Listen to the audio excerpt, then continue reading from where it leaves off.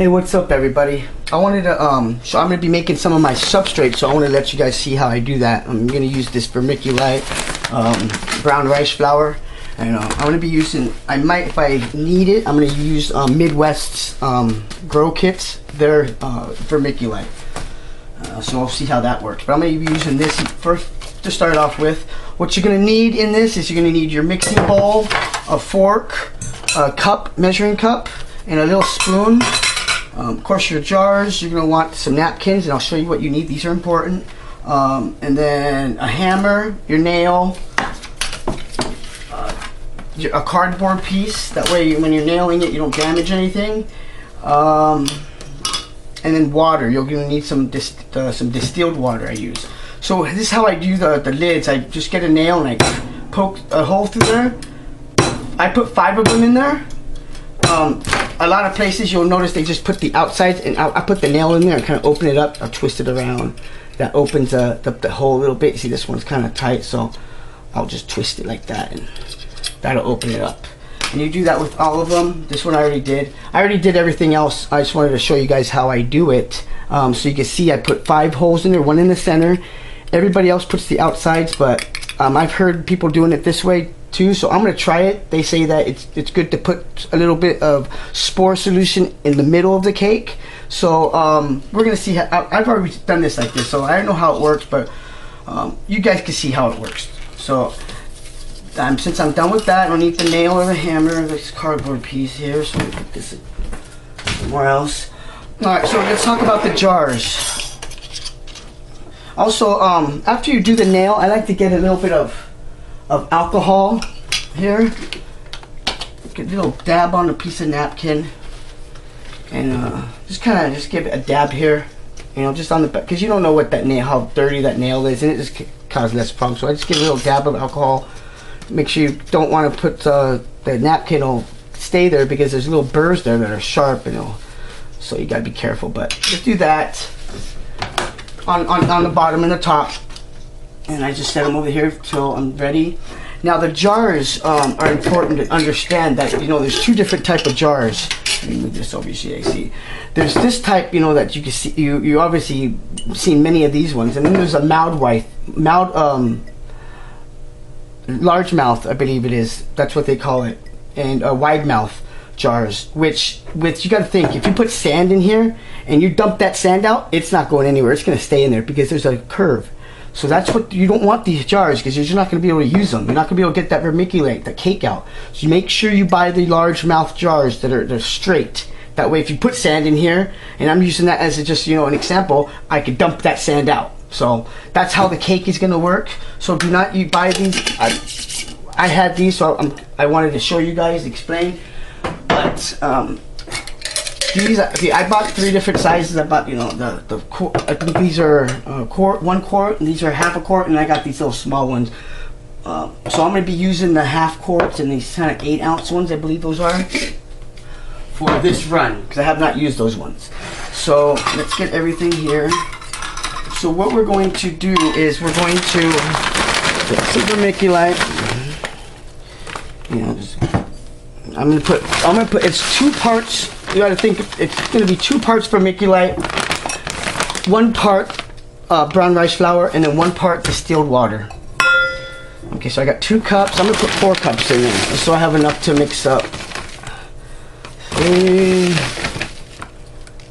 little bit more here, and then 4. All right. That away. Okay, and then I'm gonna get the flour. I'm going to get 2 cups of that. Kind of even it out. And then 1 last cup. Okay, not have to be all perfect, but you don't want to use too much. Okay, so I usually get the fork. I mix up the dry ingredients. Important, mix them up first, because you put that water in there, it's act like pancakes. It's going to be harder to mix. So we mix up the dry ingredients really well with the fork. Make sure you clean up the fork. I swap it with alcohol just to get any kind of anything you don't want, you know, in your batter, or in your substrate, I should say. And even though you're going to be sanitizing these and putting them in either a pressure cooker or a soup pot, and I'm going to be using a soup pot. I don't have a pressure cooker, so I'm going to be using something that I learned and it works. Been known by people who have been successful at it. So pressure cooker is going to be a guaranteed way of sanitization because you know how they work. But the soup pot works good. It's just steaming. It's all you're doing is steaming the pots, the jars. Okay, so you can see that I'm mixing up, and you can see everything's mixed up. You can see the white flour, and you know. Everything looks pretty good mixed. Okay, so what we're gonna do now is we're gonna get the water. Let me grab some water here. Okay, so I'm gonna be using bottled water since I don't have any distilled water, but I would prefer definitely using distilled. So I'm gonna put 1 cup in. Don't use tap water because you don't know how much there's stuff in your tap water unless you really need to and you don't have this water, but just put a little bit in there. I'll mix that little bit up. You know, it's like cooking. So, you know, put the rest of that one in there and just kind of give it a mix. Alright. You'll see clumping, but if you stuck everything in at once, it'd be a lot harder for the clumping would be a lot larger, and it's just because of that brown rice flour. You know, if you put flour and water, it's going to be dough. So you don't want dough. Okay, so that looks really good mixed up. So I'm putting 2 cups of water. A little bit, mix it up. That way you're not totally saturating it. It's a little easier. Let me mix that up before I stick the rest of the ½ cup in there. And you can see it's coming along pretty good here. Okay, put the rest of it in there. And that's going to be done with all the ingredients. You know, this is just a quick way of doing it. This is known. This is how you do the substrates. People will put extras in there, like, you know, rye berries, honey, whatever, bee pollen, whatever they use. There's a couple other places that do that, but I haven't had any. I'm gonna, you know, that's cool that people use all those extra berries and stuff. That's probably nice, but I don't know if it's gonna help the mushrooms be more potent or if it's gonna help them grow. I don't know. I'm gonna be that's my experience, experiments that I'm doing here, so I can learn the right way, learn you know, the best way. That way I could keep doing it. So right now I'm gonna be doing it this way until I learn, until I have the other ingredients to start doing that. Alright, so it looks good. You can see, I mean, it looks like it looks like a wet sand. You want to let it clump up. You don't want it to, you know, be wet. You want it to be a little dry. It's like if you're at the beach and the sand, you know what it should feel like. So that's, and you can test it, you know, put it in your hand and see, you know, it clumps up. But other than that, okay, so we're ready to start the jars. Okay, it's kind of messy, but you know, you can do it. I'm just doing it fast, but okay. Let me put this over here on this plate. Now I'm going to be filling up these jars first here. You just stick it in there. Do not pack it down. Just stick it in there nice and, you know, just fill it up. Very lightly. A little airy, and you know, just kind of even it out. Do not fill it up to the top. Fill it up to about right there where the bottom line is at. I would fill it up there. Okay, that one's done. Stick these eggs somewhere where you can access them, all the lids. So do this one.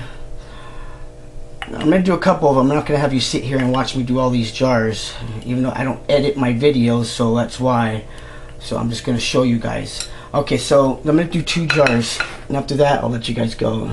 But you want to just very softly touch the edges, just so it gets down there. You don't want to push it down, just so it's on the outside edges. You got, you know, it's all flat, you know, really softly.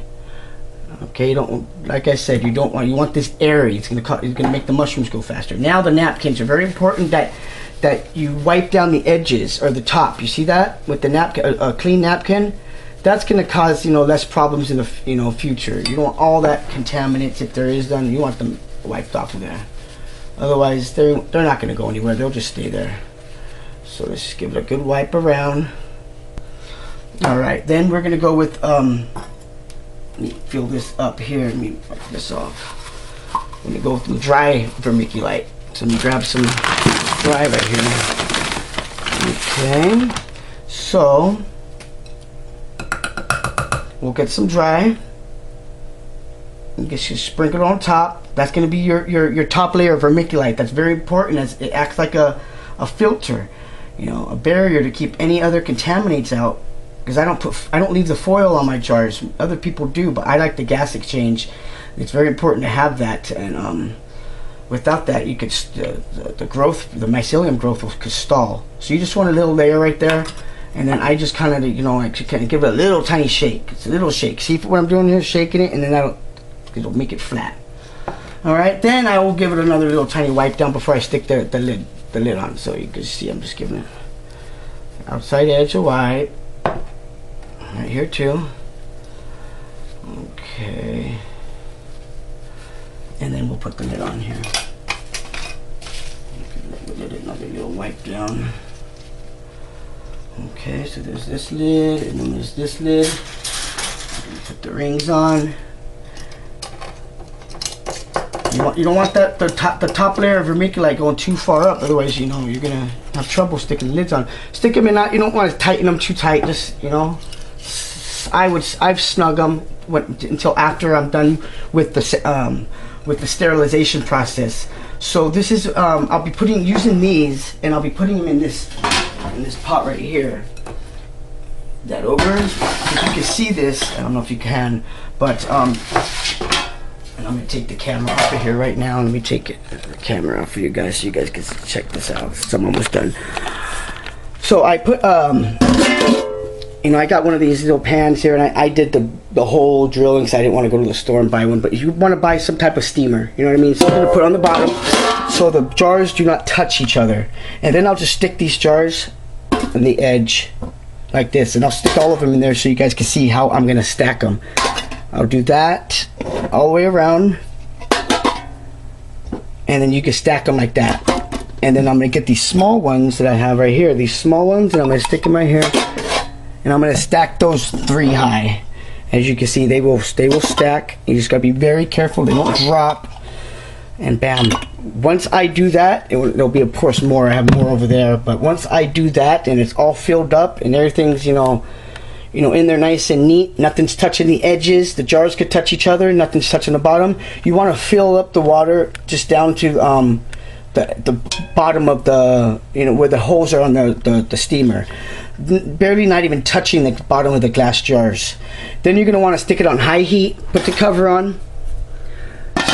Once the water's in, I've put the bottled water, distilled water, put it on high heat until it boils. Once it's done boiling, you want to simply turn it down until it's not a boil where it's popping, bubbles are popping everywhere. You want it like a royal boil. I keep on mine, I keep it down to about 3 on mine. And you can monitor it and don't keep opening it, but once you get that boil down to where you feel it's right, then just leave it there. And then you want to wait about, I'd say about an hour and a half. It's about an hour and 20 minutes, but I'm going to give it an hour and a half. Check it once between that time, just to make sure the water is not, you know, it's not empty, because I've had it when I'm almost done. It's almost been empty and almost burned my jars. So stick a little bit of water in there, in the halfway point, and that way, you know, you don't. And then I would stick it on there, bring it to a boil, and then redo the time for the rest of the remaining minutes. And then once that's done and the time's up, you let them sit for overnight. Just leave them in there. Don't move them. It's on the stove. Leave them in there, and then the next morning you're ready for your inoculation. Now I'm going to be doing that, and I'm going to be inoculating these jars tomorrow with some Golden Teacher. I have some Malaysian, but I think I want to use the Malaysian for some substrate bags. So the Golden Teacher, I'm interested in trying to see how fast that actually grows, and, you know, everything that happens with that. that process because I've already done the Hawaiian and I've already done the PF Classic. So Golden Teacher's next. I'll be inoculating these jars tomorrow, and I will let you guys know how I do it. I'm going to be using the oven method, which real quick, the oven method, there's two methods. There's a glove box that they use as a steel box. I use the oven. Stick your oven on for 375, leave it for 20 minutes. That'll sanitize it. Well, before that, I spray it with inside with Lysol spray, really good. Let it air out. Then stick the oven on for 375 for 20 minutes. That'll sanitize it. Lower it down to 275. Leave it there for 10 minutes. Once that happens, you start doing your inoculation. And what that does is the heat from that oven is going to keep spores, any contaminants out, because it's going to push them away. So this is a foolproof 99%. I've heard. So I'm using it. So I'm not going to use any other way. The steel boxes is too much of a pain. So if you have, I'm going to let you guys see when I do that tomorrow, in case you guys have any concerns or questions. Other than that, you could buy this at Lowe's, $9. This at any store, and then that's pretty much it. Steam pot it. That's my method. Not pressure cook it.